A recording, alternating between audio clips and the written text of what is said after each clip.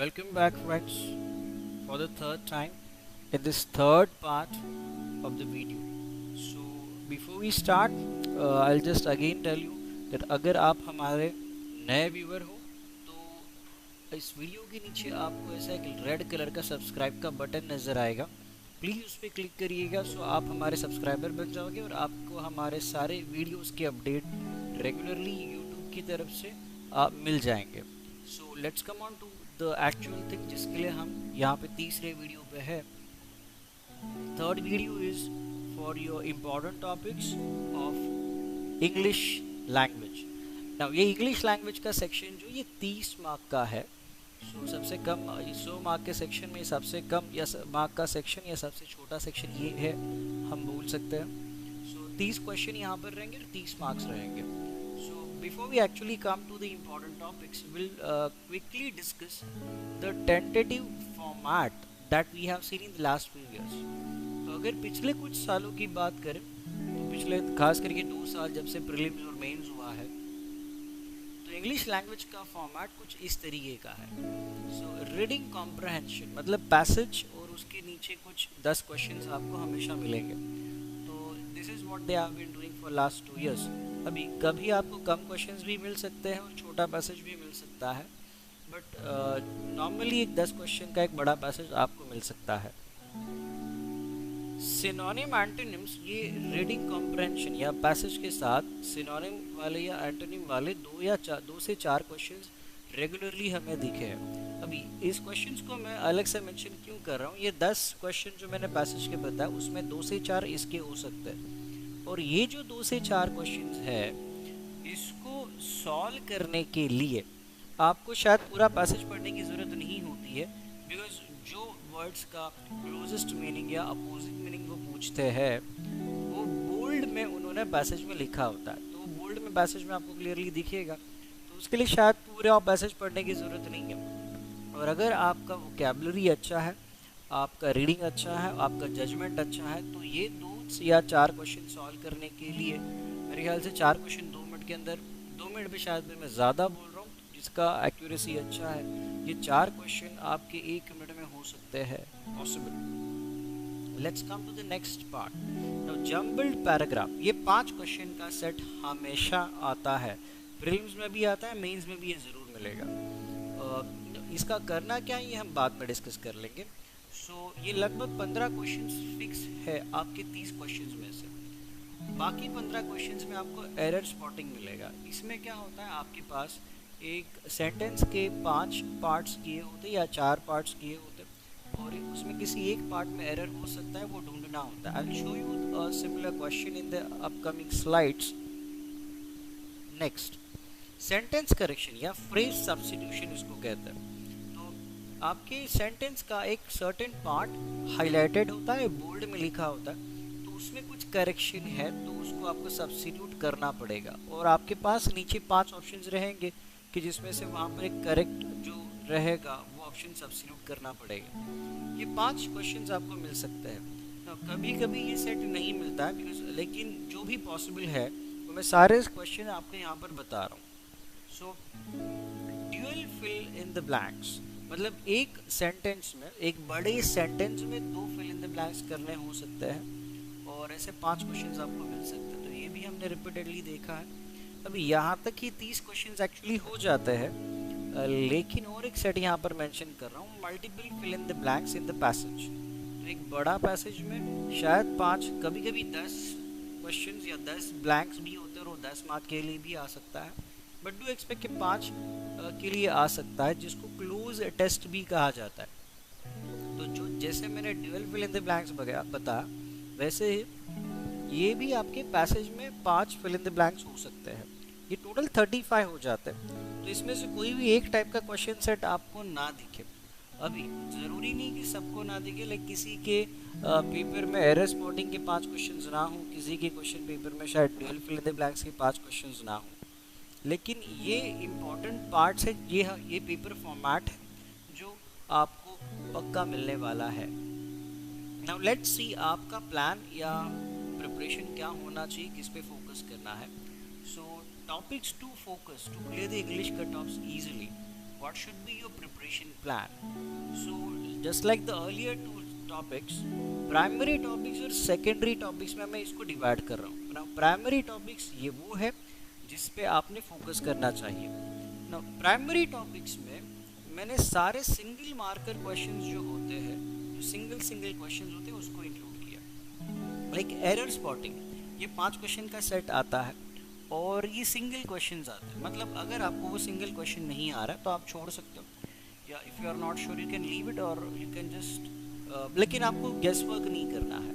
तो अगर आपको आ रहा है तो मार्क करो, नहीं आ रहा है तो छोड़ दो, दैट इज सिंपल. और ये क्वेश्चन ऐसा होता है कि इसमें टाइम बहुत कम जाता है. Like if you know it तो भी आपको शायद 10-15 सेकेंड लग रहे हैं. नहीं आ रहा है, शायद आप 2 बार पढ़ रहे हो तो ज़्यादा से ज़्यादा 30 सेकेंड लग सकते हैं. मतलब ये क्वेश्चन 1 मिनट के अंदर या तो आप कर रहे हो या तो इसको छोड़ रहे हो.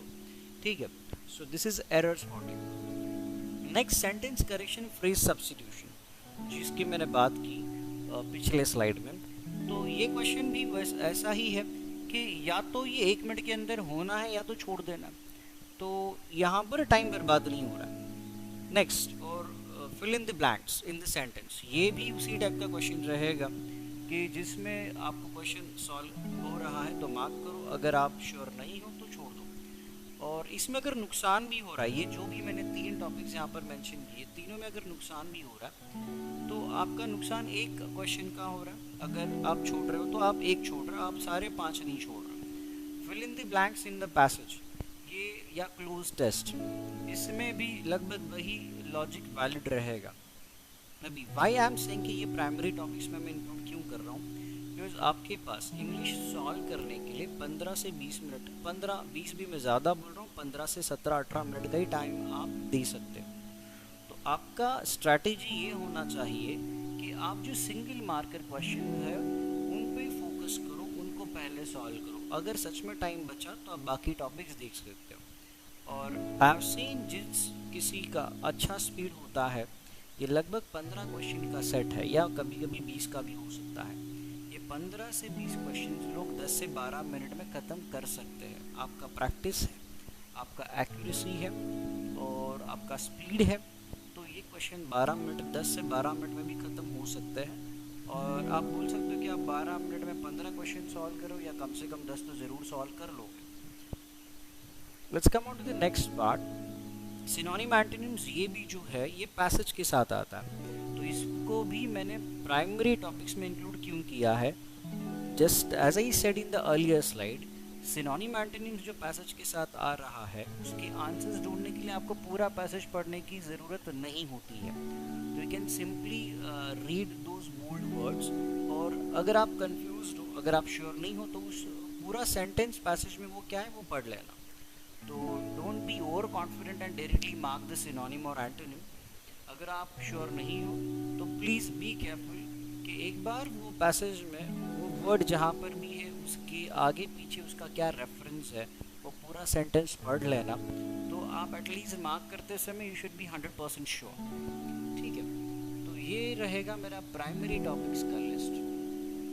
Now before I come to the secondary topics, ये मैं आपको सिर्फ इस स्लाइड्स में क्वेश्चंस बता रहा हूँ कि किस तरीके के होते हैं ना. This is your error spotting question, जहाँ पे सेंटेंस के ये से 4 पार्ट्स हैं और 5वां ऑप्शन उन्होंने नो एरर रखा है.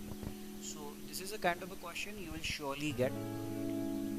नेक्स्ट है आपके पास जिसको फ्रेज सब्स्टिट्यूशन हम कहते हैं.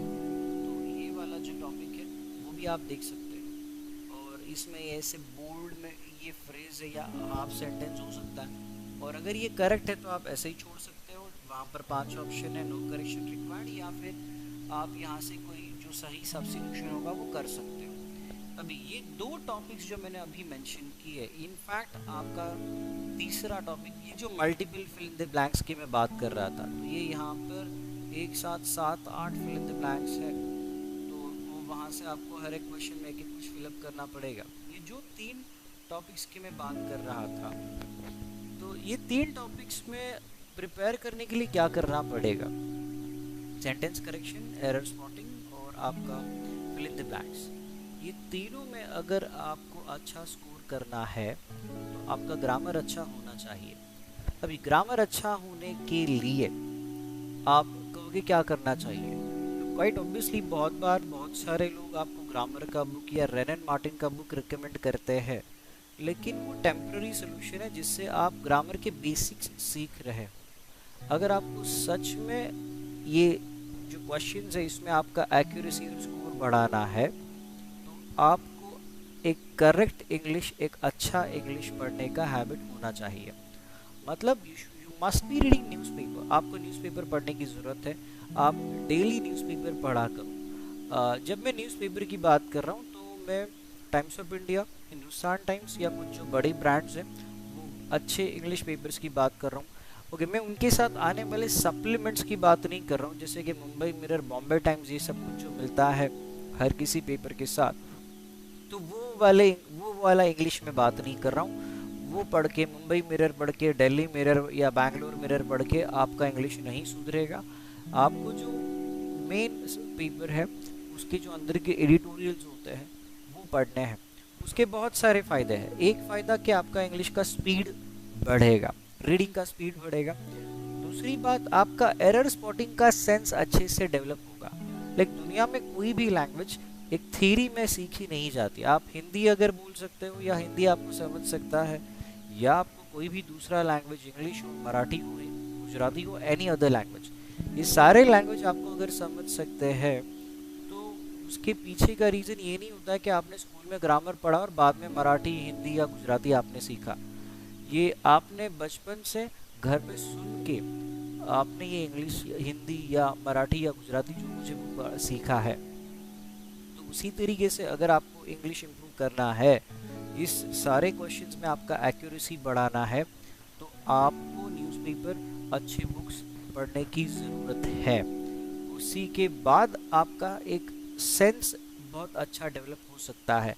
सिर्फ 10-15 या प्रैक्टिस के 50 क्वेश्चन करते समय भी पॉसिबल है कि 50 में से आपके 20 सही आ रहा है। तो ultimate solution is this only, कि make a habit of reading newspapers. और ये हैबिट आपको जनरल अवेयरनेस, करंट अफेयर्स के लिए भी काम आएगा। जो क्वेश्चंस आपको मेंस राउंड में मिल सकते हैं या फिर आप किसी दूसरे एग्जाम के लिए प्रिपेयर करें तो उसमें भी ये काम आएगा। Okay, let's come on to the next secondary topics. Secondary topics में मैंने रीडिंग कॉम्प्रहेंशन को इंक्लूड किया है ना। ये जो पार्ट है ये मैं आइडियली मेरे पेपर के एंड में सॉल्व करूँगा। आपको इंग्लिश सेक्शन के शुरुआत में भी अगर पैसेज मिल रहा है तो मैं कहूँगा फ़िलहाल उस पैसेज के जो 8-10 क्वेश्चन है वो स्किप करो और आगे जाओ। तो इस पैसेज पढ़ने के लिए भी 7-8-10 मिनट जा सकता है, और अगर आपने इंग्लिश के लिए 15 मिनट, 17-18 मिनट अलॉट किए तो उसमें से 8 मिनट एक जगह पे स्पेंड करना, उसके बाद क्वेश्चन सॉल्विंग भी बाकी है, तो वो उतना लॉजिकल नहीं रहेगा। अगर बाकी जो सिंगल मार्कर क्वेश्चंस करने के बाद अगर टाइम बच रहा है तो आप पैसेज के क्वेश्चंस कर सकते हो, और उसमें भी पहले सिनोनिम एंटोनिम करना है। Next, jumbled paragraph.